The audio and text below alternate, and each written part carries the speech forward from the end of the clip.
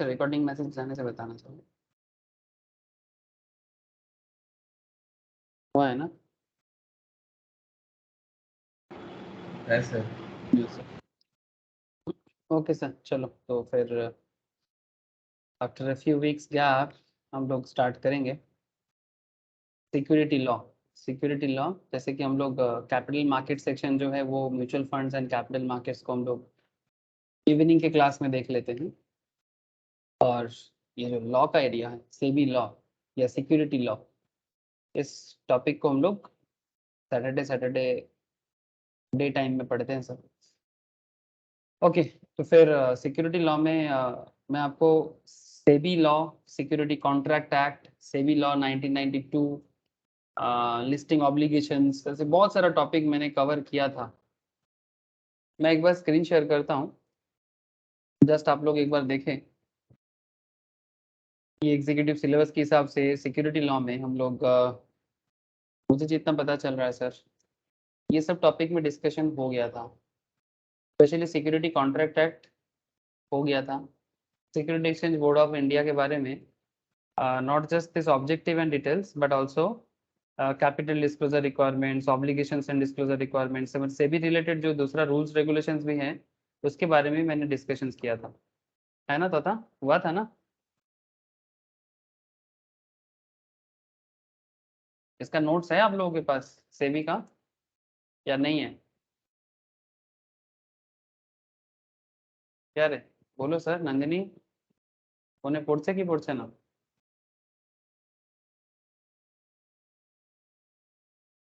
Hello, sir class হয়েছিল কিন্তু notes নেই সব। নোটস নেই? ওকে ঠিক আছে, আমি নোটসগুলো শেয়ার করব। তথা সিকিউরিটি লাইন নোটস দেইনি তো কেউ? স্যার সিকিউরিটি কন্ট্রাক্ট রেগুলেশনের নোটটা আছে আর সেবির একটা নোট আছে লিস্টিং অব্লিগেশন শুধু লিস্টিং অব্লিগেশন 2015 डेटा ऑनली एटर। ओके, अच्छा ठीक है, मैं जो जो टॉपिक करा है उसका सारा नोट्स मैं आप लोगों को शेयर करूंगा। अच्छा, आज मैं ना सेबी को छोड़ता हूँ थोड़ा सा, ठीक है? काफ़ी सेबी सेबी हुआ है, और भी कुछ एरिया है, जैसे ये कंपनी लॉ में भी हम लोग बाई का बात करते हैं sir, buyback end of securities का। तो इसमें सेबी का क्या रूल्स रेगुलेशन है बाईबैक के बारे में, ये एक इंपॉर्टेंट एरिया है सर, ठीक है? तो इसके बारे में मैं डिस्कस करूंगा, बट आज मेरा चर्चा रहेगा डिपोजिटरीज एक्ट में सर, ठीक है? Today I will discuss about depositories act. Mutual funds तो आप लोग अलग से करते ही हो, और मैं आप लोगों को ना एक बेसिक्स ऑफ शेयर मार्केट का एक काफ़ी इंटरेस्टिंग एरिया है जो बेसिकली ये सारा टॉपिक डिस्कस कर देता है। Primary market, secondary market, must go through sir. हाँ, जो जो मेनली मैं बेसिक्स ऑफ स्टॉक मार्केट में भी बताता हूँ, सिक्योरिटी मार्केट इंटरमीडिएरीज, ठीक है, इनका क्या काम है नहीं है, ये सब डिस्कशंस मेनली। और उसके साथ साथ आरबीआई क्या करता है, फेडरेशन पॉलिसी क्या है, इन्फ्लेशन इंडेक्स क्या है, सीपीआई डब्ल्यूपीआई में क्या फ़र्क आता है, ठीक है? ये मेनली में ना स्टॉक मार्केट बेसिक्स एरिया में इसका काफ़ी डिस्कशंस होता है सर। तो जस्ट एक बार गो थ्रू करना, अगर कोई टॉपिक मिस होता है तो जस्ट मुझे बताना, सर ये टॉपिक नहीं हुआ है, आप मुझे बता दीजिए, मैं बता दूँ। लेकिन सर रही बात लॉ का, तो लॉ में मैं आपको अभी कुछ और लॉ बताना है, जैसे कॉन्ट्रैक्ट एक्ट बताया, सिक्योरिटी कॉन्ट्रैक्ट एक्ट में डिस्कस हुआ, सेबी एक्ट में डिस्कशंस हुआ था, उसमें कुछ और भी डिस्कशंस हुआ है सेबी में, but today's discussion is about depositories act. Sir आप लोग डिपोजिटरीज के बारे में जानते हो? ये एक बहुत ही इंटरेस्टिंग एरिया है sir, depository system in India, उसका रोल फंक्शन, डिपोजिटरीज कौन है, डिपोजिटरी पार्टिसिपेंट्स कौन है, एडमिशन ऑफ सिक्योरिटीज क्या होता है, डीमेटेरियलाइजेशन, हम लोग डीमैट अकाउंट चिल्लाते हैं ना सर स्टॉक मार्केट में। हेलो, स्टॉक मार्केट में ट्रेड करना है, इन्वेस्टमेंट करना है, हम लोग पहले क्या बात करते हैं? डीमैट अकाउंट के बारे में बात करते हैं, ये सर नो? हेलो, হ্যাঁ স্যার। है ना सर? तो ये डीमैट अकाउंट बेसिकली इसी पॉइंट से जुड़ा हुआ मैटर है सर, ठीक है? जैसे मैंने बात किया डीमैट अकाउंट का, ठीक है, आप गूगल में भी सर्च करोगे ना तो आपको अलग अलग डीमैट अकाउंट, जैसे हम मैंने लिखा तो डीमैट अकाउंट ओपन करने के बारे में बात करेगा कि भाई डीमैट अकाउंट ओपन कर दो, ठीक है?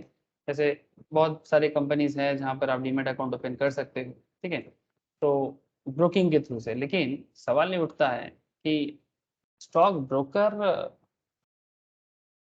जैसे अगर मैं स्टॉक ब्रोकर का एक लिस्ट था, stock broker demat account open करता है सर, लेकिन उसका ऑपरेशन स्टॉक ब्रोकर के हाथ में नहीं होता, आपको बता दूं मैं, ठीक है। स्टॉक ब्रोकर डीमैट ब्रोकर के थ्रू से ही हम लोग डीमैट अकाउंट ओपन करते हैं, ठीक है। स्टॉक ब्रोकर्स इन इंडिया,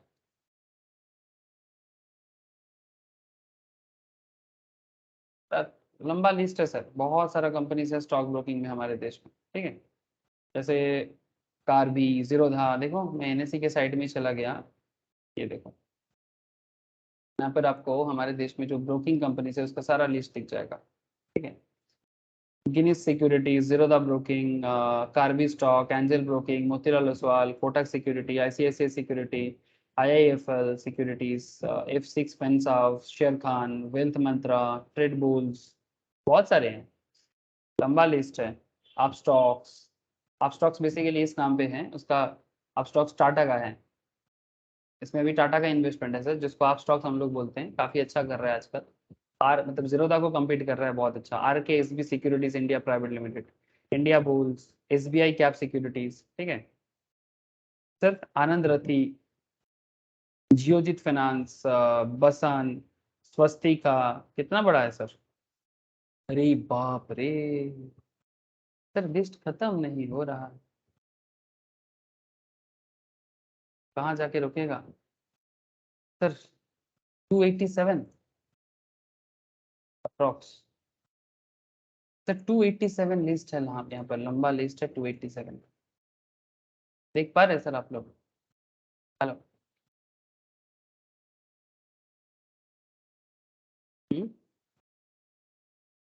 क्या रे, दिखाई दिया कि नहीं दिया? है सर। सर बेसिकली ब्रोकर तो बहुत सारा है, 287 के आसपास ऑल ओवर इंडिया में ब्रोकर हम लोग देखते हैं, बट कॉन्सेप्ट इज कि तो फिर डिपॉजिटरी का काम क्या है सर? सर डीमैट अकाउंट ना ब्रोकर के हाथ पास नहीं होता, ब्रोकर के पास ट्रेडिंग अकाउंट होता है, जिसके थ्रू से हम लोग ट्रेड लेते हैं। ब्रोकर के पास हमारा ट्रेडिंग अकाउंट होगा, बट इसका जो अकाउंट्स में जो हमारा बैलेंस रहना, या फिर जो शेयर का जो जहाँ पर शेयर रहता है बेसिकली, ठीक है, मतलब हमारे जिस अकाउंट में शेयर मेंटेन किया जाता है, जैसे कितना शेयर आप होल्ड कर रहे हो, क्या बेच दिया, क्या नहीं बेचा, किसको ट्रांसफर किया, प्लेज है कि नहीं है, ठीक है। ये सभी चीज डीमेटेरियलाइजेशन के थ्रू से, सिक्योरिटी कॉन्ट्रैक्ट एक्ट के अंदर हम लोग डीमेट के बारे में बात किया था। बेसिकली डीमेट और कुछ भी नहीं, ये इलेक्ट्रॉनिकली शेयर्स का एक डिपॉजिट्स है, ठीक है, मतलब जहां पर शेयर को डिपॉजिट किया जाता है बट इलेक्ट्रॉनिक वे में। And what is rematerialisation sir? Rematerialisation मतलब जब इलेक्ट्रॉनिकली कोई शेयर है और उसको आप फिजिकल में ट्रांसफर करते हो तो उसको रीमेटेरियलाइजेशन कहते हैं। तो ऐसे पहले सभी चीज फिजिकल होता था, शेयर सर्टिफिकेट वगैरह, बट अभी रीमैट से डीमैट हो गया, ठीक है। बट कभी जरूरत पड़े तो गवर्नमेंट अगर चाहे, सेबी चाहे तो डीमैट को रीमैट ट्रांसफर कर सकते हैं। तो what is dematerialisation, what is rematerialisation, depository process क्या है, इंस्पेक्शन क्या है, पेनल्टीज क्या है, internal audit and concurrent audit of depository participants का क्या कॉन्सेप्ट है, मतलब क्या ऑडिट होता है इनको यहाँ पर, ठीक है। और जैसे ही मैं डिपॉजिटरीज के बारे में बात कर रहा हूँ, भारत में हमारे देश में बेसिकली दो ही डिपॉजिटरीज है सर, नाम बता सकते हो sir? Hello, anyone? NSDL CDSL। Thank you sir, very happy. NSDL and CDSL, these are the two depositories companies in India, ठीक है। एक है national security depository limited and दूसरा है, फुल फॉर्म बता CDSL का? Central depository services limited. Thank you sir, central depository services limited, ठीक है। उसमें CDSL जो है सर, ये शेयर मार्केट में लिस्टेड भी है, 2017-18 के आसपास ये लिस्टेड हुआ था सर, ठीक है। उस टाइम पे बहुत सारे लोगों ने इस शेयर को खरीदा था, जो स्पेशली जो लोग क्लास करता था, हम लोग एकदम आंख बंद करके बोले थे कि इसका तो मोनोपोली है सर, लेकिन बिजनेस नजर नहीं आ रहा था, तो काफी टाइम तक फ्लैट था। देखो सर, लिस्टेड होने के बाद थोड़ा सा डाउन गया, और 2017, 18, 20 तक तो इसके बिजनेस में कुछ नजर ही नहीं आया। पर 21 के बाद जिस तरह से छलान मारा NSD CDSL ने, ठीक है, कहाँ 200 समथिंग में चल रहा था, वहां से अभी 11-13 अभी थोड़ा सा और डाउन जा रहा है बिकॉज ऑफ सम डाउनफॉल हुआ है, बट आप देख सकते हो सर, ठीक है, 1500 के पास चला गया था सर एक साल में। 2021 से 22 के बीच में 1500 के आसपास शेयर में प्रॉफिट दिया है। लेकिन सर ठीक है, शेयर में प्रॉफिट तो दे दिया, लेकिन क्या शेयर का प्रॉफिट देखना काम है हमारा यहाँ पर? नहीं सर, सामने आया तो दिखाया आपको। तो अब कहने का मतलब है कि सीडीएसएल करता क्या है, प्रॉफिट जो दे रहा है तो क्या करके प्रॉफिट निकाल रहा है सर, है ना? और एनएसडीएल जो है सर, ये शेयर नहीं है इसका सर, इसका शेयर आने का बात चल रहा है, ये भी मार्केट में आने का बात कर रहा है। तो ये भी सेंट्रल गवर्नमेंट का ही है, बट अभी भी नहीं आया स्टॉक मार्केट में, मतलब ट्रेड नहीं होता। तो सर ये एनएसडीएल सीडीएसएल करता क्या है? अगर आप एनएसडीएल सीडीएसएल को जान जाओगे तो डिपोजिटरीज का भी आधा से ज्यादा बात समझ में आ जाएगा, मतलब पूरा बात ही समझ में आ जाएगा। उसके बाद कुछ लीगल रूल्स रेगुलेशंस है जिसके लिए नोट्स है, ठीक है, इसके लिए नोट्स है, इसमें आपको इनसाइट इनटू द डिपोजिटरीज एक्ट के बारे में जो इंपॉर्टेंट क्वेश्चंस आ सकता है आप लोगों के लिए, वो क्वेश्चन आंसर भी यहाँ पर पॉइंट वाइज दिया हुआ है सर, आप लोग देख सकते हैं। What is depository, how does depository work, depository participant कौन है, service provided by depository, opening a demat account, rematerialisations, ठीक है, pledging dematerialise shares, initial public offering में क्या होता है, receipt of cash and non cash benefits में क्या होता है, स्टॉक लेंडिंग एंड बोरोइंग क्या है, ट्रांसमिशन ऑफ सिक्योरिटीज क्या होता है, freezing account with depository participants कैसे हो सकता है, डिमेटेरियलाइजेशंस का प्रोसेस क्या है, डिमेटेरियलाइजेशंस का प्रोसेस क्या है, role of SEBI regarding demat system क्या है, procedural requirement of SEBI to operate a demat accounts, power of SEBI to issue penalties, key features of depository system in India, ठीक है, security in dematerialized form, fungibility, registered and beneficial owner, easy transferability of shares, no stamp duty, no risk, ठीक है, इस तरह का concept है जो आपको डिपोजिटरीज के अंदर थोड़ा डिटेल्स में जानना है। आई होप समझ में आ रहा है सर, ठीक है। बाकी आप इंस्टीट्यूट के मैट से भी अगर देखोगे वहां पर भी आपको काफी सारा पॉइंट्स का जवाब मिलेगा, ठीक है। ठीक है सर, चलो पहले स्टार्ट करते हैं, फिर धीरे धीरे देखेंगे, इंस्टीट्यूट के मैट के अंदर भी जाएंगे, और रही बात डिपोजिटरी एक्ट का डिटेल्स का, वो भी बात करेंगे। लेकिन सबसे पहले मैं थोड़ा सा आपको एनएसडीएल और सीडीएसएल के बारे में बात करना चाहता हूँ, बिकॉज बिकॉज ये जो सीडीएसएल एनएसडीएल है ना सर, ये जो सीडीएसएल एनएसडीएल है ये भारत में डिपोजिटरी का काम करता है। तो आप अगर इसको जान लो तो डिपोजिटरी क्या है ये भी जान जाओगे। ऐसा तो ये एक्ट जो है 1996 में आया है, ठीक है, बट एनएसडीएल सीडीएसएल को किस तरह से बनाया गया और उसके पीछे क्या कॉन्सेप्ट है, चलो थोड़ा बताते हैं। Key components of Depositories Act 1996. Before we get into the details of the act, let us in short understand the need for this act in the first place. तो सबसे पहले आपके मन में सवाल चल रहा है, सर डिपोजिटरीज एक्ट का जरूरत क्यों पड़ा? डिपोजिटरीज एक्ट का जरूरत क्यों पड़ा? Why there is a need of Depositories Act? Sir, actually, India witnessed rapid growth in the capital market in the 21st century. ठीक है, स्पेशली 2000 के बाद से, 1990s के बाद से बहुत ज्यादा, और 2000 के बाद से, मतलब आफ्टर 2000 सीरियसली इंडिया में रैपिड ग्रोथ चालू हुआ। क्यों, वाई?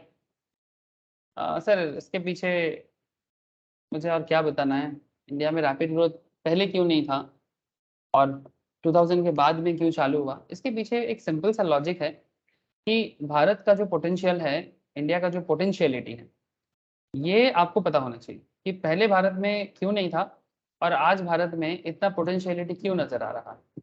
सर ये आज नहीं आ, ठीक है, इसमें बेसिकली आज का गवर्नमेंट या आज का मैटर नहीं है, ये बेसिकली एक हिस्टोरिकल मैटर है। भारत ऑलवेज दुनिया का एक पावरफुल कंट्री रहा है सर, ये बात हम लोगों को बताया नहीं गया था, बिकॉज हम लोग तो बस कॉलोनी रहे ना लास्ट 500-600 ईयर्स, तो हमें पता नहीं है कि हमारा पावर क्या है। लेकिन अगर आप भारत का जीडीपी को देखोगे सर, इंडियन इकोनॉमी को एक सिंपल सा दिखा सकता हूँ आपको कि 2000 के बाद अचानक से भारत पावरफुल नहीं बन गया, या भारत में रैपिड ग्रोथ ऐसे ही नहीं आ गया कि कोई किसी का मन हुआ और भारत को रैपिड ग्रोथ चालू कर दिया कि दुनिया में अभी पैसा भारत में ही दिख रहा है। नहीं sir, it's not like that. Bharat दुनिया में पैसा आज नहीं बहुत पहले से बना के रखा है। ये जीडीपी का एक परसेंटेज एरिया है। ये नॉर्मली मैं फाउंडेशन या एंट्रेंस लेवल में पढ़ाई में जनरल नॉलेज के तौर पे बताता हूँ, बट आप लोग भी थोड़ा देखें। ये 1 क्रिस्टाब से लेके 1 सीई से 2003 सीई तक, ठीक है, मतलब क्रिश्चियन एरा जो चल रहा है, या फिर एडी, ठीक है। तो 1 से लेके 2003 तक का एक एरिया है, ठीक है, मतलब आप बोल सकते हो 21st सेंचुरी तक। दिखाई दे रहा है क्या? हेलो तथा नंदिनी बोलो, नजर आ रहा है आप लोगों को?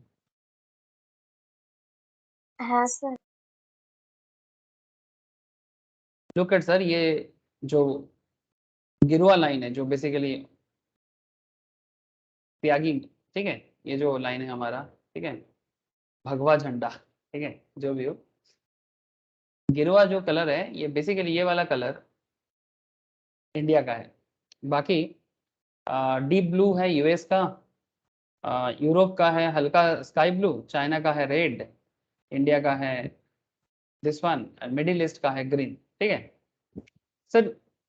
अप टू 1820, फ्रॉम 1 क्रिस्टफ टू अप टू 1820, इंडिया का टॉप, मतलब उससे पहले नहीं जा रहा है सर, 1000 के पहले नहीं जा रहे हैं। मैं चाणक्य, चंद्रगुप्त मौर्य, सम्राट अशोका, विक्रमादित्य, इस पीरियड में नहीं जाना है, उसके बाद ही देख लो आप, ठीक है। वर्ल्ड का टोटल जीडीपी का 30% इंडिया से होता था सर, वर्ल्ड का 20-30%। और चाइना के साथ हमारा कंपटीशन हमेशा बनता था, कभी चाइना आगे कभी हम आगे, पहले हम थे, पहले भारत ही भारत था, चाइना बाद में एंटर किया, पहले भारत ही भारत था, बाद में चाइना भी एंटर किया, और चाइना भी भारत के साथ पैरेलली चल रहा था। लेकिन चाइना भारत से थोड़ा सा ऊपर चला गया 1800 के आसपास, चाइना का इकोनॉमी। लेकिन India day by day decline होता गया, डे बाय डे डिक्लाइन होता गया। क्यों? बिकॉज ये जो पीरियड है ना सर, ये एक्चुअली भारत का इन्वेजन पीरियड है। इसके बाद से भारत डे बाय डे, ठीक है, ये 1500 1600 सब Mughal era, then British era, ठीक है। किसी किसी को लगता है ऐसा कि मुगल एरा में ही भारत सबसे ज्यादा पैसा वाला था, नहीं सर, मुगल से ब्रिटिश एरा के बाद भारत का एक्चुअली डिक्लाइन चालू हुआ। क्यों? बिकॉज भारत का जो पोटेंशियलिटी था इंडियन इकोनॉमी में, ठीक है, वो धीरे धीरे क्या हो गया, खत्म होने लगा। बिकॉज देखो, एक लार्ज नंबर ऑफ पॉपुलेशन, ठीक है, एक लार्ज नंबर ऑफ पॉपुलेशन जब किसी के अंडर में रहेगा, ठीक है, जो अपने स्पाइनल कॉर्ड में खड़ा नहीं हो सकता, ठीक है, वो क्या इनोवेट कर पाएगा? आज जैसे अमेरिका को देखो, इनोवेट करते करते कहाँ से कहाँ पहुंचा। एक समय था जब यूएसए जीडीपी में 0% में था, इस समय में यूएस का कोई नजर ही नहीं आ रहा था। There is no USA up to 1800। Hello, ये वर्ल्ड बैंक का रिपोर्ट है, मैं अपने मन से नहीं दिखा रहा हूँ। Up to 1800 1850 there is no USA. तो 1850 के बाद धीरे धीरे यूएसए इनोवेशन के थ्रू से बनाया अपना। उससे पहले यूएस भी कॉलोनी था सर, किसका? ब्रिटिश का। यूरोपियन कॉलोनी था, फ्रेंच एंड ब्रिटेन का कॉलोनी यूएस भी था।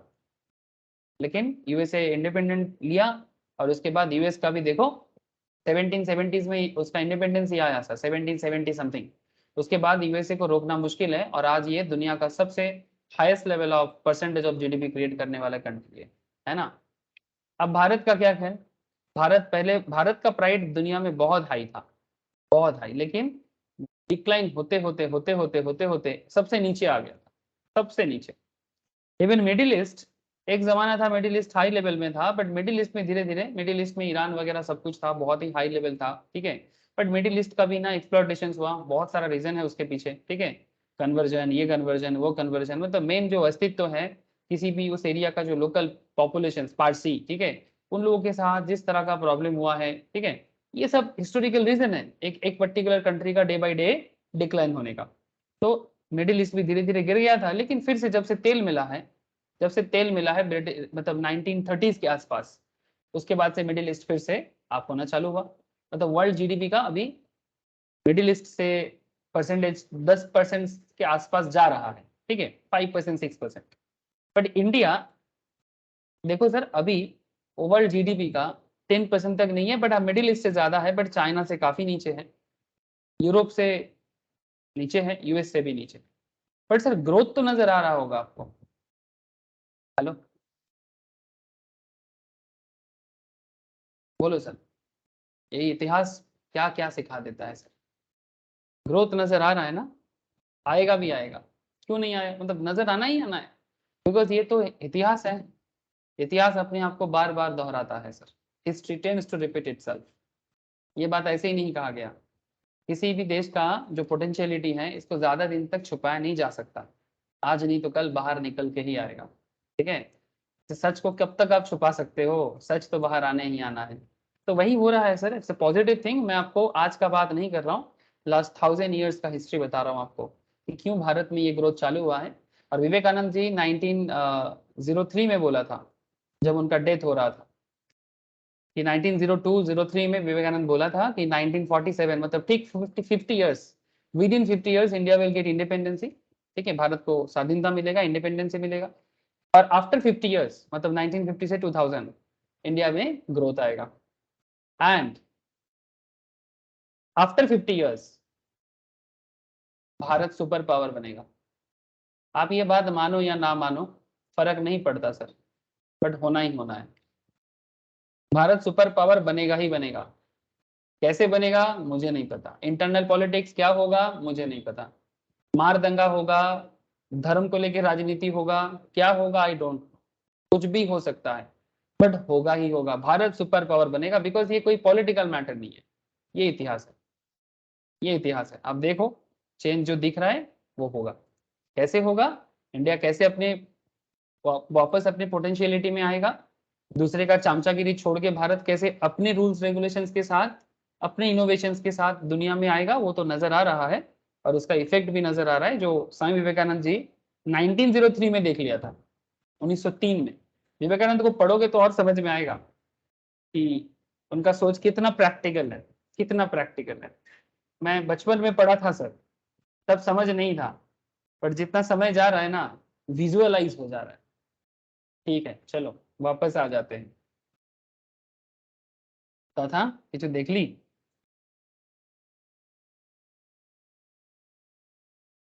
বল স্যার নন্দিনী কিছু বুঝতে পারলি?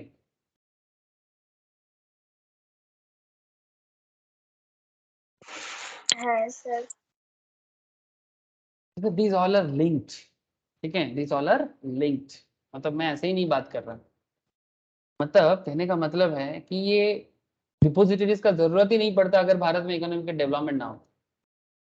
इकोनॉमिक डेवलपमेंट का जो रैपिड ग्रोथ से चालू हुआ है, कैपिटल मार्केट सेगमेंट में जिस तरह का ग्रोथ चालू हुआ है, वही डिपोजिटरीज एक्ट को बनाने के पीछे कारण बन गया, और 2021st सेंचुरी आने से पहले ही बन गया। However, the transactions involved paperwork that was tedious as well as voluminous.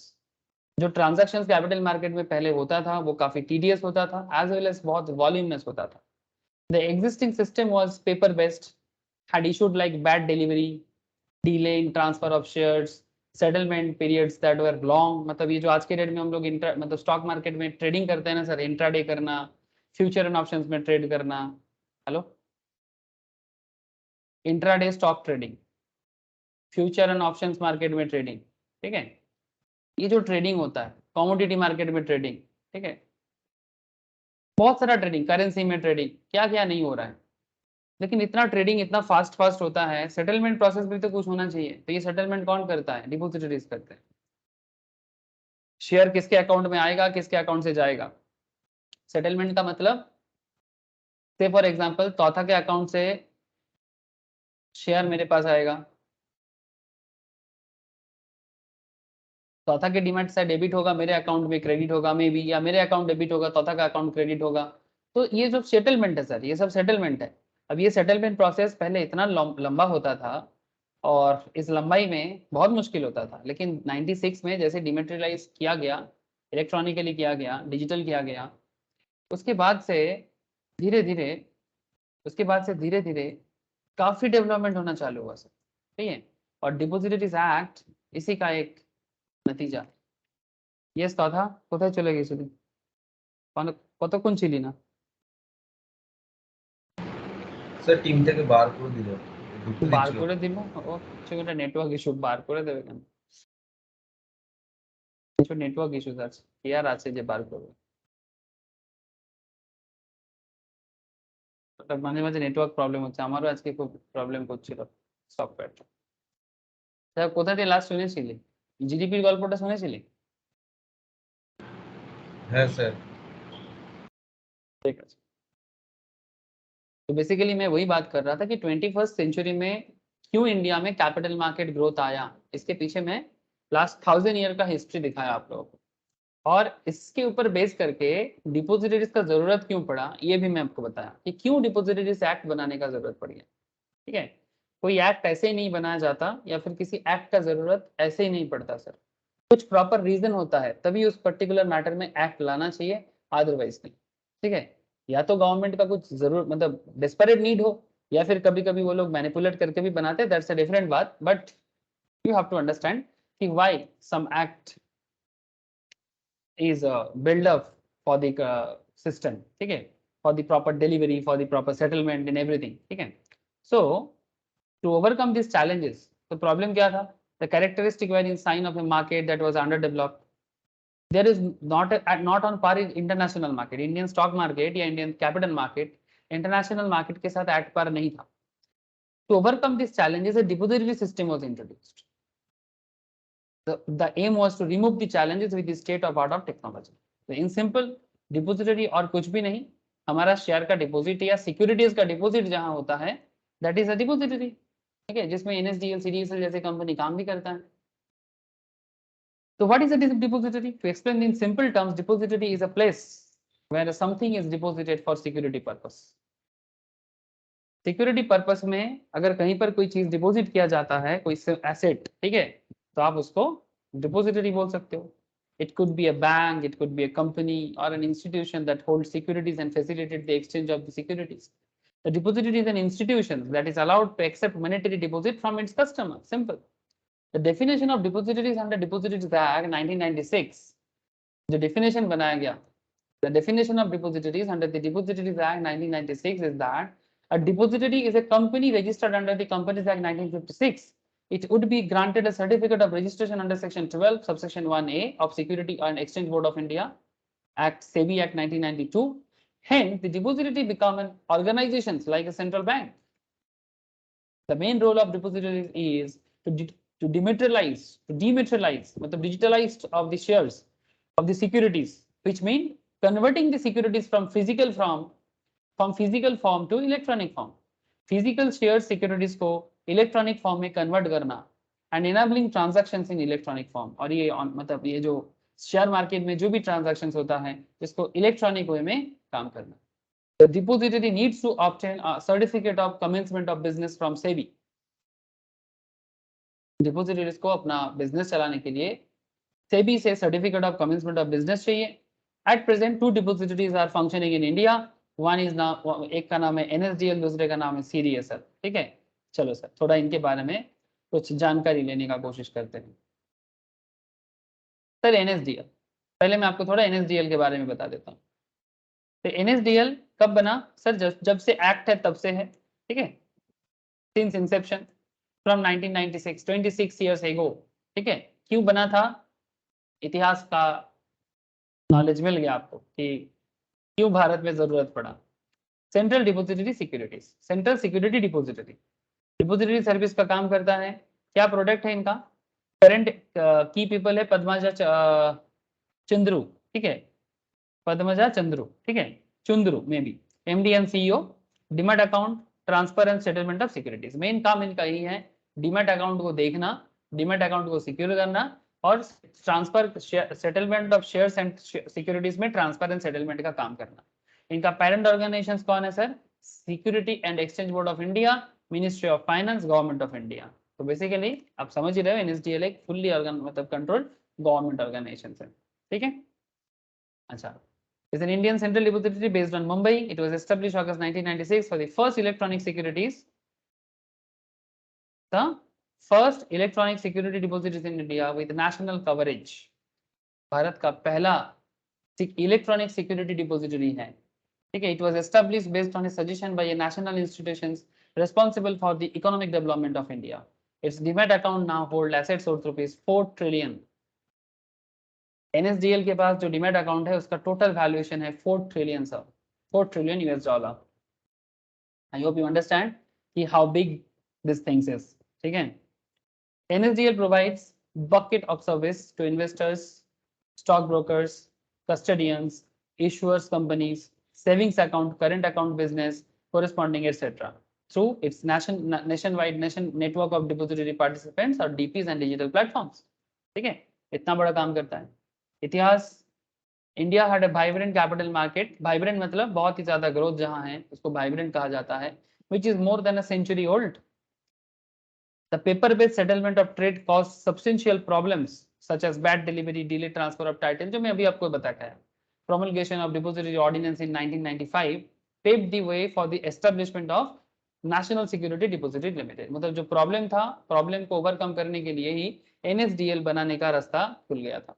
The first depository in India. Now NSDL is one of the largest depositories in the world. It has established a state-of-art infrastructure that handle most of the securities held and settled in dematerialized form in the Indian securities market. मतलब हमारा पैसा safe है because there is a NSDL, because there is a CDSL.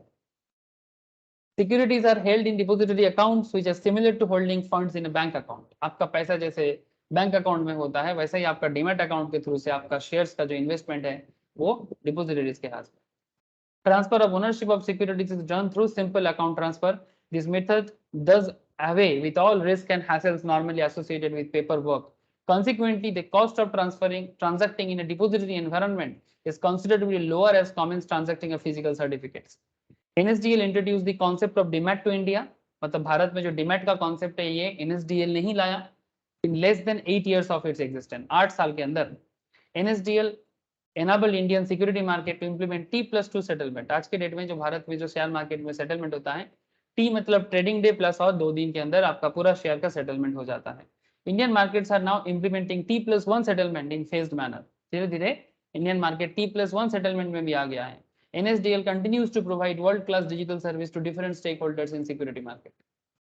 Security market में world class digital service लाने का काम भी NSDL कर रहा है, ठीक है। सो एक कैपिटल मार्केट ऐसे ही ग्रो नहीं होता सर, कैपिटल मार्केट के पीछे बहुत बड़ा कहानी भी होता है, उसमें NSDL एक है। NSDL group comprises of National Security Depositories Limited NSDL, NSDL Database Management NDML के नाम से जाना जाता है, NSDL Payment Bank Limited respectively, payment bank भी है इनका एक, NDML and NSDL Payment Bank are two subsidiary companies of National Security Depository Limited. It provides services related to demat of securities, transfer and settlement of securities in Indian security market. Protean E-Government Technologies Limited, earlier known as LSDL E-Governance Infrastructure Limited, is a separate company. It offers service related to issues of pan cards. आप लोगों को पता है sir हमारा जो pan card वगैरह है ये सब भी NSDL CDSL के थ्रू से ही आता है। And also act as a central record keeping agency of national pension system. NPS का जो रिकॉर्ड कीपिंग कॉन्सेप्ट है वो भी NSDL करता है। मतलब आप समझ सकते हो it's a huge area sir. NSDL facts and figures अगर देखें, NSDL has more than 2.80 crore demat accounts. आज के डेट में इसके पास ऑलमोस्ट 3 करोड़ के आसपास डीमैट अकाउंट है। As on June 30, 2022, the market share of NSDL in value of demat asset is more than 89%. NSDL demat account holders are present in more than 99% of pin codes in India. Bharat का 99% pin code में, भारत का pin code मतलब 99% pin code के demat account holders NSDL के पास हैं and 189 countries across the globe. The huge area. 100 मतलब world में 200 के आसपास कंट्रीज, उसमें 189 कंट्रीज का डीमैट अकाउंट इनके पास है और भारत का 99% पिन कोड कवर कर चुका है, reflecting the wide reach of NSDL. It contributes to majority of the settlement in Indian security market and has more than 89% share in the total value of asset held in the demat form in India. मतलब भारत में जो demat account holder होते हैं उसका 89% NSDL के हाथ में होता है। सर बाकी CDSL संभालता होगा। ओके, CDSL सेंट्रल डिपोजिटरी, इसका पेरेंट कौन है? बेसिकली सेंट्रल डिपोजिटरी ये एक डिपोजिटरी है, ये इसका की पीपल है Nehal Vora, managing director, chief executive. Same काम है सर, जितना CDSL का जो काम है, NSDL का जो काम है, CDSL का भी वही काम है सर। ये बाद में आया। Indian the central is the first listed Indian central depository, मतलब ये स्टॉक मार्केट लिस्टेड भी है और 1999 में आया। The main function of CDSL facilitate holding and transacting in securities in electronic form and facilitate settlement of trade on stock exchange, जो मैंने अभी आपको बोला।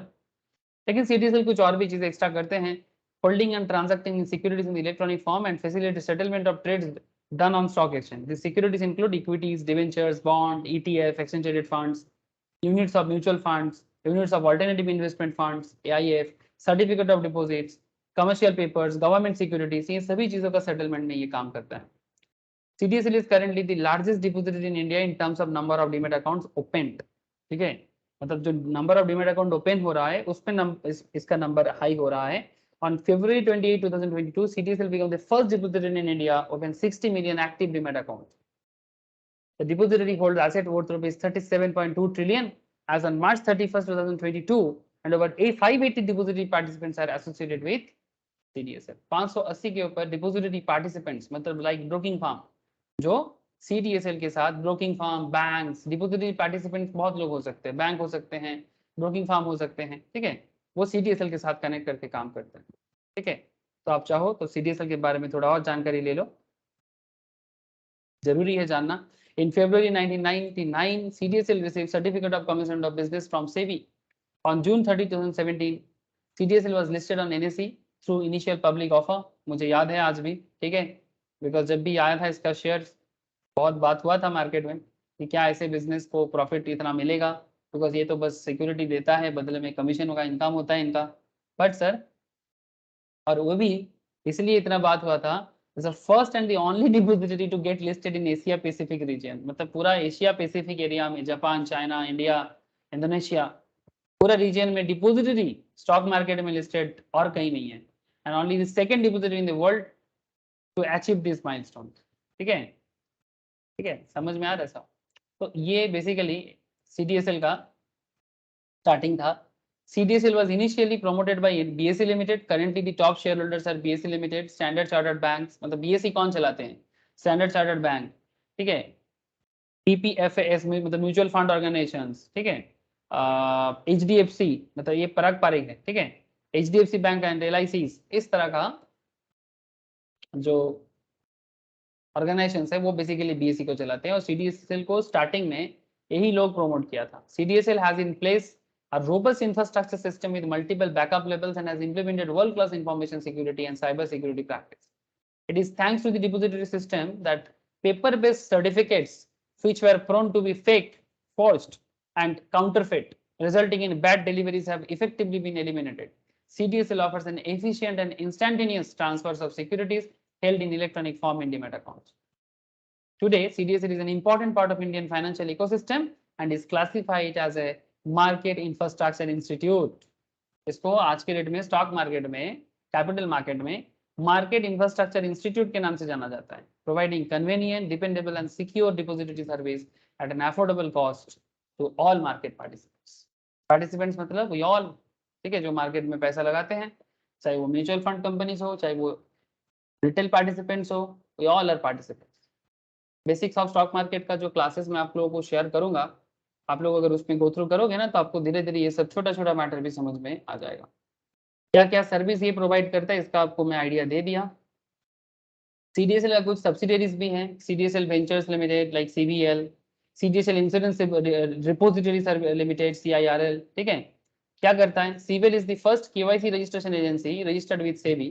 CVL is also registered as GST Suvidha providers, and with GSTN, CVL providers RTA, register and transfer agent service to corporates, Aadhaar based eKYC service and Aadhaar based e-sign services, ये सब SEBI के अंदर करता है। CDSL insurance repository भी है, is the business of enabling policy holders to hold life policies, motor policies, health policies, and all other types of non-life policies. And there is another CDSL commodity repository holding and transfer commodity asset in electronic form to issuance of electronic negotiable warehouse receipt. commodity मतलब जो commodity exchange है ना sir, उसका जो डिमेटेरियलाइज concept है, ठीक है। commodity market है ना, MCX मल्टी कॉमोडिटी एक्सचेंज, जो मैंने आपको क्लास में दिखाया बहुत बार, ठीक है, उनका भी काम CDSL के सब्सिडरीज लोग करते हैं। सो ये तो रहा NSDL और CDSL की कहानी। क्या आप लोगों को समझ में आ गया सर? हेलो। अब देखो मैंने आपको NSDL CDSL समझा दिया, तो ये समझना कोई बड़ा बात थोड़ी है। How does a depository work? Let us look at the how depository system work. In the depository system, share certificate belonging to the investors are dematerialized, which means shares are converted in electronic form. As per the system, the names of the investors are then recorded in the depository as the financial beneficial owners. After this change, the investors' names in the company register get replaced by the name of depository as the registered owner of the securities. The depository does not have any voting rights or any other economic rights. Depository का कोई voting right या economic right नहीं होता in respect of shares as a registered owner. The beneficial owner continue to enjoy all the rights and benefits and is subject to all the liabilities held by depository. The beneficial owner is a person whose name is recorded with the depository. मतलब हमारा पैसा जिसका भी market में पैसा है वो basically beneficial owner है, लेकिन इसका लीगल ओनर डिपोजिटरी है। ठीक है, लाइबिलिटी किसका है? डिपोजिटरी का, आपका नहीं। तभी आप हम लोग पैसा मार्केट में लगा के चैन की नींद सोते हैं कि भाई कोई तो है जो मेरा डीमैट को देख रहा है, अदरवाइज चिंता में पड़ जाते हैं ना, मेरा पैसा मैं क्यों दूं। हेलो, बोलो सर, समझ में आ रहा है? है सर। डिपोजिटरी पार्टिसिपेंट्स कौन है? पार्टिसिपेंट्स बेसिकली जो ब्रोकिंग फार्म वगैरह है, बैंक है, इनके थ्रू से the link between the owner of the securities and the depositors. मतलब NSDL CDSL में हम लोग डायरेक्टली नहीं जा सकते, जो जिसके लिंक के थ्रू से पहुंचते हैं वो participants. He is deemed to be agent of the depository, वो डिपोजिटरी का एजेंट की तरह काम करते हैं, जैसे कि broking firm, bank etcetera. Accordingly, he is authorized to offer depository service to investors. As per SEBI regulations and Depository Act, a depository cannot interact directly with beneficial owners. Depository कभी भी beneficial owner के साथ directly connect नहीं करता. He has to deal with its agents called depository participants, जो आमतौर पे banks या broking firms होते हैं. Neither can the investors directly approach the depository for any services. They have to interact through the DP. मतलब DP मतलब depository participants. अगर आपको NSDL CDSL में कुछ भी बात करना हो, आपको DPs के थ्रू से करना होगा, लाइक ब्रोकिंग फार्म के थ्रू से, आप डायरेक्टली DP पे नहीं जा सकते।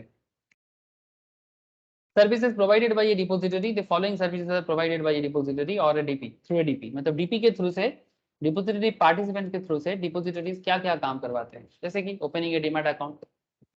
हम लोग आपके घर में जब भी डीमैट अकाउंट ओपन करने के लिए जीरोधा, आप स्टॉक्स, मोतीलाल ओसवाल जैसे कंपनी आता है ना, ठीक है, तो बेसिकली वो शेर खान, जो भी HDFC securities, ICICI securities, there are lots of, मैं आपको नाम दिखाया 287 almost.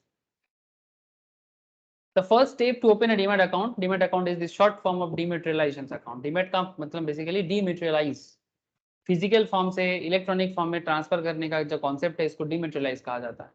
It is the process of holding investment like mutual funds, shares, bonds, government securities. It does away with hassles of maintenance of physical documents. जो physical documents में maintain करने में जो problem होता था, उसको इजी करने का जो कॉन्सेप्ट है, जो 96 में आया है हमारे देश में, एंड धीरे धीरे और अच्छा हुआ है। ठीक है, फिर डिमेटेरियलाइजेशन का मतलब सिंपल है, the process is a very important part. What is dematerialization? The process is the conversion of physical shares to electronic shares. When a shareholder uses this facility, the company takes back the physical shares through the depository system and equal numbers of shares are created into the shareholder's account. Rematerialization. This is the exact opposite dematerialization. Here physical securities are issued in place of securities in electronic form. Electronic form की जगह जब physically आपको कोई share issue किया जाता है तो उसको रीमेटेरियलाइज कहा जाता है। Depending on the situations companies ऐसा कर सकता है। Other services, pledging dematerialise shares, आपका जो डिमेटेरियल शेयर है उसको आप प्लेज कर सकते हो। कैन बी प्लेज्ड मतलब लोन वगैरह लेने के लिए आप किसी को प्लेज कर दिए, बदले में लोन लिए। After the loan is repaid, a request can be made through the one's DPs to close the pledge through a standard format। मतलब आपका डीमैट अकाउंट एसेट की तरह काम कर गया। डीमैट अकाउंट को प्लेज करके आप लोन वगैरह ले लिए, जैसे ही लोन कंप्लीट हो गया वो उसका जो भी था उसको छुड़वा लिए, लाइक मॉर्गेज हो गया। इनिशियल पब्लिक ऑफरिंग, आप IPO खरीदते हो, कोई कंपनी का शेयर मार्केट में आ रहा है, आप उसको डायरेक्टली लेना चाहते हो, डायरेक्टली आपके डीमैट अकाउंट में आके बैठ जाएगा डायरेक्टली। ठीक है, receipt of cash or non-cash benefits when rights of bonus or dividend is announced by any corporate event। जब कोई कंपनी मार्केट में डिविडेंड डिक्लेयर करता है, ठीक है, for a particular shares or securities, the depository will give the details of all the clients having electronic holdings to the register as on that date। किसका क्या data है नहीं है, वो सारा का सारा डेटा डिपोजिटरी से ही पता चलता है। एंड रजिस्टर क्या करता है, will then calculate the benefits due to all share holder, मतलब किसको कितना डिविडेंड मिलेगा, ठीक है, किस अकाउंट में बैठेगा, वो सारा का सारा इंफॉर्मेशन जो है कंपनी आपको फोन करके थोड़ी पूछता है कि भाई आपका डेटा दो, आपके अकाउंट में डिविडेंड देना है, ठीक है, वो सब डिपोजिटरी से लेता है और अकाउंट में डाल देता है, बैंक अकाउंट में डायरेक्टली हिट हो जाता है। स्टॉक लेंड करना, बोरो करना, securities in the demat form can easily be lend और borrowed, instructions are to be given to DP, जैसे आप लोन अगेंस्ट शेयर होता है ना सर, अगर आप शेयर बैंक वगैरह देता है सर, आप शेयर के अगेंस्ट में लोन वगैरह ले सकते हो, ये सभी चीजें डीपीज के थ्रू से हो सकता है। ट्रांसमिशन ऑफ सिक्योरिटीज, एक शेयर ऐसा है जैसे मानो in case there is need of transmission of securities due to death, lunacy, ठीक है, किसी का डेथ हो गया, शेयर ट्रांसफर करना है, कोई पागल हो गया, कोई बैंकरप्टेड हो गया, तो उनका शेयर किसी और पे जाएगा, ठीक है, इंसॉल्वेंसी और by any other lawful means it is possible through the depository system, the claimant will have to fill in a transmission request from supported by valid documents, ठीक है, वैलिड डॉक्यूमेंट्स के थ्रू से जिनका जिनका claim है वो अपना share ले सकता है, चाहे डेथ के बाद लीगल हेयर के पास जाए, या पागल हो गया तो घर के किसी फैमिली मेंबर्स के पास जाए, या बैंकरप्टेड हो गया तो क्रेडिटर के पास जाए। Freezing account with DP. If at any time one wishes to, with that no transaction should be effected in one's account, one may advise one's DP accordingly. DP will freeze the account of the investors until further instructions. कुछ problem है तो DP को बताने से वो account को freeze कर देता है, जब तक फर्दर इंफॉर्मेशन नहीं होता तब तक नहीं होता। अब डीमैट का प्रोसेस क्या है, how demat process works, appointing DP, the investor choose a DP for his choice, investor depository participant choose कर सकते हैं अपनी चॉइस के हिसाब से, and opens an account with him, the process will be just like opening an account with the bank, the investor gets an identification number जिसको client ID कहते हैं, है ना सर, हम लोग अकाउंट में तोथा तो मार्केट में रेगुलर होता है मोस्ट प्रोबेबली। नंदिनी अकाउंट আছে নাকি? না স্যার। খুলে না একটা, ইনভেস্ট কর নাই কর একটা অ্যাকাউন্ট খুলে না স্যার, কেন স্যার, ধীরে ধীরে স্টক মার্কেটের সাথে একটা কানেক্টিভিটি বাড়লে, স্টক মার্কেটটা না বুঝলে এইসব ব্যাপারগুলো বোঝা একটু ট্রিকি হয়ে যায়, তো इट विल हेल्प यू, कम से कम मिनिमम 4000 5000 इन्वेस्टमेंट करके मार्केट में, आजकल तो अकाउंट में अगर पैसा जमा भी रहता है ना तो वो वापस कर देता है, पे आउट कर देता है, तो नो इशू सर, आपका पैसा आपका ही रहेगा, लेकिन हाँ थोड़ा शेयर मार्केट थोड़ा सीखना चाहिए, ठीक है, सीख के करोगे तो ज़्यादा अच्छा रहेगा, बट सीखना इसलिए चाहिए because these all are connected. आप लोग समझ पा रहे हैं सर, आप as a CS, as a company secretary आप काम करोगे, एज ए चार्टर्ड अकाउंटेंट आप काम करोगे, बट आपको स्टॉक मार्केट का नॉलेज ही नहीं है, तो कुछ बात आधा अधूरा नहीं लग रहा है? हेलो,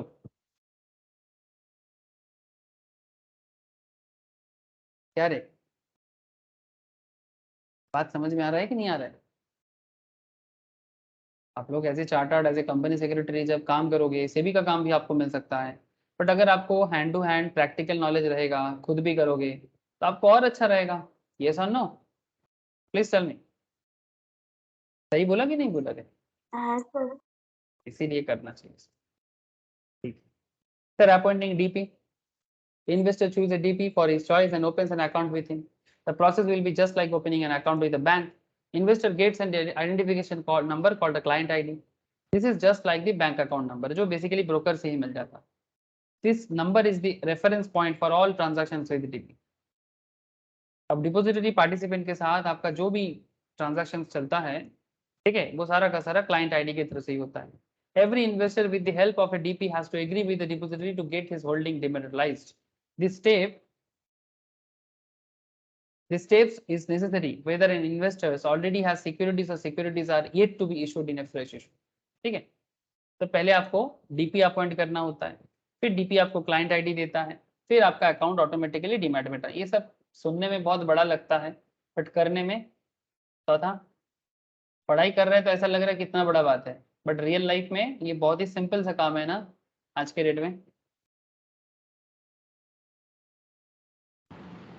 है सर, तो वेरी सिंपल ना, आज के डेट में से 3-4 डेज में, 3-4 डेज नहीं सॉरी 3 to 4 आवर्स लगता है अकाउंट ओपन करना।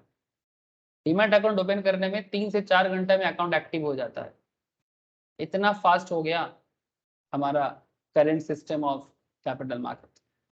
इसमें टेक्नोलॉजी भी बहुत हेल्प किया, और गवर्नमेंट का इनिशिएटिव्स जैसे जैसे समय के साथ साथ 90 से लिया जा रहा है, ठीक है, चाहे कोई भी सरकार में रहे, ये सभी चीजें हेल्प किया है सर।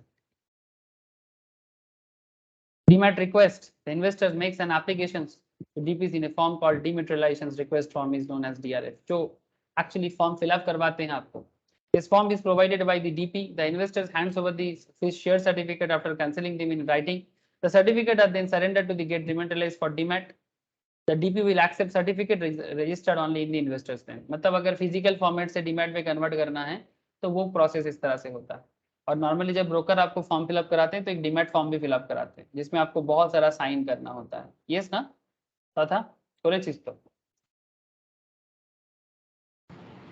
স্যার সাইনটা তো ওখানে পাঠিয়ে দিতে হয়, তো সাইন করা যায় না। আমি যখন করেছিলাম ফিজিক্যালি করেছিলাম, ফিজিক্যালি প্রচুর সাইন করেছিলাম। আজকাল তো সব ডিজিটাল হয়ে যা रहा है ना স্যার, ডিজিটালি আর এত দরকার হচ্ছে না। স্যার বহুত ঝামেলা ফিজিক্যালি করতে গেলে, ও অফিসে যাও 5 বার, বহুত ঝামেলা। Verification and confirmation by register. The depository electronically intimates the issuer or its register of the dematerialized request. The issuer or the register has to verify the security certificate. He also has to verify that the DRF, the depository register has been made by the person recorded as a member in its register of members. Once the register is satisfied, it dematerializes the script and updates its record. The register then authorizes electronic credit for that security in the investor's favor and inform the depository of the same. मतलब basically register किस तरह से इस पूरा process को करते हैं इसी को लिखा हुआ है सर, बस कुछ नहीं है। फिर क्रेडिटिंग द क्लाइंट्स अकाउंट, इसके बाद आता है क्लाइंट अकाउंट को क्रेडिट करना। The investor account is credited by DP with the number of share dematerialised. After this the investor hold the securities in electronic form, जो भी शेयर वो hold करेगा इलेक्ट्रॉनिक फॉर्म में होल्ड करेगा। The investor gets the information in the form of statement, every month statement आता है sir. In case there is a rejection then such credit is not given, अगर किसी कारण से रिजेक्ट हो जाता है तो क्रेडिट नहीं होगा। इसमें सेबी का रोल प्ले होता है सर, बहुत बड़ा रोल प्ले है सर सेबी का।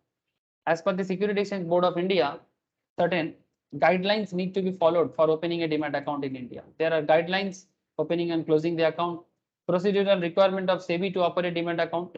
Following documents are required as per SEBI while opening the account: application form, address proof, PAN card, bank statement. Purpose of obtaining these documents is to ensure the right information. अब broking के पास जब भी कोई account open करने जाओगे ये documents आपसे वो जरूर मांगेगा, ठीक है। To ensure the right information about the investors is obtained, these documents need to be submitted to the DP, मतलब ब्रोकिंग फर्म, ठीक है, या फिर banks. There are no stringent rules to be followed while closing the account. However, there is a procedure that is expected to be followed from SEBI. An application has to be made for closing the demat account. Information like DP's ID, client ID is required. Also, one needs to give a reason for closing the demat account. The purpose of asking the reason is to get feedback on the DP. क्या DP आपको broking firm के साथ कोई problem हो रहा है क्या? Below are the general recommendation by SEBI for operating demat accounts in India. चलो देखो ये सेबी का जनरल रिकमेंडेशन है डीमैट अकाउंट ऑपरेट करने के बारे में। The charges for demat accounts are predetermined. Verifying the account holder is mandatory. Demat account needs to be linked to the PAN card as per KYC details. No minimum account amount is necessary to maintain demat account. Demat account maintain करने के लिए कोई minimum amount नहीं होता, मतलब कोई बताते हैं कि 5,000 चाहिए, कोई बताते हैं 15,000 में एक्टिव कीजिए, बट ऐसा कुछ नहीं है। Once account open it will मतलब रिमेन ओपन ऑलवेज। हाँ इनएक्टिव हो जाता है आपका सेगमेंट, वो बोल के एक्टिव करवाना पड़ता है। अगर आप अकाउंट ओपन कर लिए बट ट्रेड नहीं लेते, इन्वेस्ट नहीं करते, that's a different part, but there is no minimum balance required to maintain a demat account, ठीक है। The account holder has to pay annual charges as well as percentage of investor trading as mandatory brokerage charges। जो आप trading करोगे तो brokerage generate होगा, तो brokerage लेता है, कोई लेता है फ्लैट 20 जैसे कि जीरोधा, आप स्टॉक्स जैसे कंपनीज, अच्छा एक स्टैंडर्ड ब्रोकरेज है इनका, प्लेटफॉर्म भी अच्छा है। कोई कंपनी आजकल फ्लैट 15 भी दे रहा है। और पुराना जो मतलब कंप्लीट ब्रोकिंग फार्म है like Motilal Oswal, ICICI direct, ये लोग परसेंटेज में लेता है। टोटल जो जितना ट्रेडिंग होगा उसका परसेंटेज 0.01%, 0.03%, इस तरह का ब्रोकिंग चार्जेस होता है। और एनुअल डीमैट अकाउंट मेंटेन का कुछ चार्जेस किसी फार्म का होता है, किसी का 300, किसी का 400, किसी का 200, किसी का 500, depending on the business to business. SEBI keeps updating the guidelines to ensure that it is safer to maintain these transactions in the market. Power of SEBI to issue penalties. Below are the few sections that outline the failure and penalties imposed by the board. Section 15A of this act बताता है whoever fails to furnish documents return to or report to the board within the time specified in the regulations. ठीक है, a penalty shall not be less than 1 lakh rupees for each day during which the failure continues for a maximum of 1 crore. ठीक है, जितना दिन देरी करोगे पर दिन का 1 लाख मैक्सिमम 1 करोड़ तक भी पेनल्टी हो सकता है अगर प्रॉपर डॉक्यूमेंट सबमिट नहीं होता है तो, बोर्ड को अगर प्रॉपरली रिपोर्ट नहीं होता है तो, ठीक है, मतलब SEBI. Section 15B, whoever fails to furnish any information, fails to file any returns, fails to maintain books of accounts or record as per regulations, a penalty of 1 lakh rupees for each day during which such failure continues, वो भी 1 करोड़ तक जा सकता है, almost same ही है। When a person who is registered as an intermediary is required under this act to enter into an agreement, fails to enter into such agreement, a penalty of 1 lakh rupees for each day during which and subject to maximum of 1 crore rupees. मतलब penalty amount almost same. Section 15C, when a listed company or a person registered as an intermediary after having been called upon to redress the grievance of the investors fails to do so within the specified time frame, मतलब क्या investor का problem हुआ है, investor आपको grievance में complain किया है लेकिन कंपनी कुछ बता नहीं रहा है, तो ऐसे केस में भी अगर कंपनी कुछ गलती करता है, ठीक है, मतलब बेसिकली ब्रोकिंग मतलब डीपीज डिपोजिटरी पार्टिसिपेंट्स की तरफ से कुछ प्रॉब्लम हो रहा है, penalty of 1 lakh rupees for each day, वो भी मैक्सिमम 1 करोड़ तक जा सकता है। 15F is also there, where an asset management company मतलब म्यूचुअल फंड कंपनीज और of a mutual fund registered under this act fails to comply with the regulations for restrictions of activities of asset management companies, इसमें भी 1 लाख तक, वो भी maximum 1 crore तक जा सकता है। Section 15HB, whoever fails to comply with any provision of this act or direction issued by board मतलब SEBI for which no special penalty has been provided, जिसमें कोई और पेनल्टी बताया नहीं गया, उसमें भी पेनल्टी लग सकता है अगर वो रूल्स रेगुलेशंस का फॉलो ना करता। Penalty not less than 1 lakh and extended up to 1 crore, मतलब पेनल्टी अमाउंट आप समझ ही गए होंगे, 1 लाख से 1 करोड़ तक जाएगा। Key features of depository system in India, sir India में डिपॉजिटरी सिस्टम का कुछ इंपॉर्टेंट फीचर्स जान लो। Securities in demat form, the depository model is more or less similar to holding funds in bank accounts. Transfer of ownership of securities is done through simple account transfer.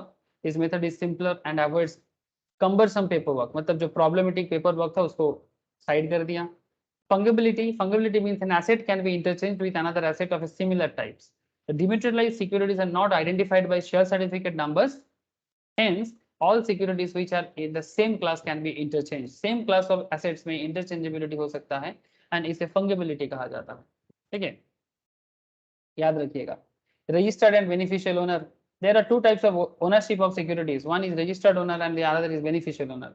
For all the dematerial securities NSDL is the registered owner but ownership rights duties and liabilities are with the beneficial owners, ठीक है। Registered owner कौन है, NSDL या CDSR, but beneficial owner जो original owner है। Easy transferability of shares, the transfer takes place freely through the electronic system and dispense the procedural formalities related to paperwork.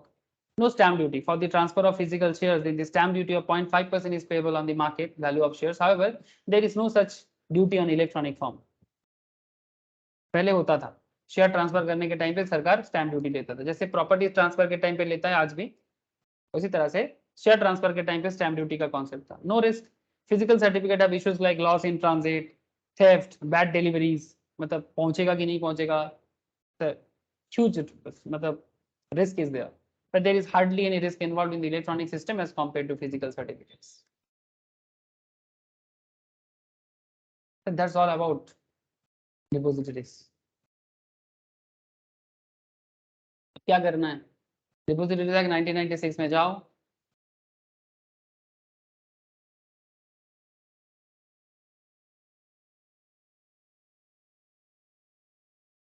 कितना page number है, अगर आप CS के mat में जाके देखते हो तो प्लीज जाओ और जाके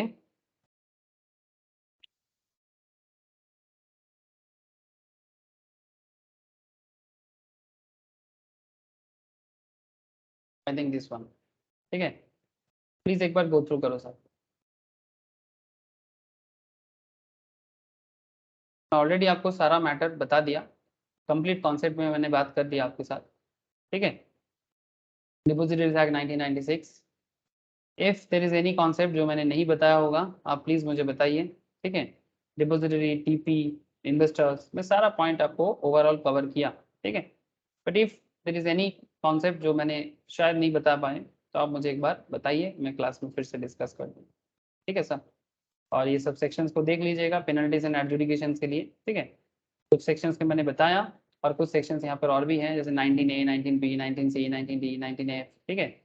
प्लीज़ एक बार देखिए, penalty is a very important, और अमाउंट तो मैंने आपको बताया 1 लाख से 1 करोड़ तक आपको मिल जाएगा यहाँ पर, इंपॉर्टेंट है आप लोगों के लिए। ऑफेंसेस एंड कॉग्निजेंस एडजुडिकेशंस में ऑफेंस के बारे में कौन सा सेक्शंस है, ऑफेंस ऑफ बाई कंपनीज के बारे में कौन सा है, पावर टू ग्रांट इम्यूनिटी के क्या है, अपील एंड रिविजन्स का, मतलब आपको थोड़ा सा सेक्शन का ये जो नंबर्स वगैरह है ये थोड़ा सा आपको याद रखना होगा। बाकी जो कॉन्सेप्ट मैंने आपको बताया दैट्स ऑल, वही है, ठीक है सर। तो था नंदिनी, बोलो सर, क्लियर हुआ बात? हाँ सर। है सर। ठीक है, क्या है ना सर, कंपनी ये सब डिपॉजिटरीज मैटर से वेरी लीगल कॉन्सेप्ट, लोगों का पैसा को लेके मैटर है, तो ऑडिट का भी एक एरिया है, ठीक है। आप लोग ऑडिट को भी एक बार गो थ्रू कीजिएगा कि डिपॉजिटरीज का ऑडिट वगैरह कैसे होता है, प्लीज़ एक बार गो थ्रू कीजिएगा, ठीक है। ना भी समझ में आए तो मुझे बोलिएगा, अगर समझ में आए तो भी अच्छा। और रिलेटेड क्वेश्चन स्कैनर से देखिए क्या क्या क्वेश्चन आया है, इंस्टीट्यूट अपने मैट के नीचे क्या क्या क्वेश्चन दिया है, ठीक है। बस क्वेश्चन प्रैक्टिस कीजिए, कोई डाउट हो तो मुझे पूछिए, ठीक है। तो फिर आज इतना ही है, नोट्स मैं शेयर कर देता हूँ, ठीक है। चलो फिर बाय। जी sir. Okay sir, tata. Bye sir. Bye sir.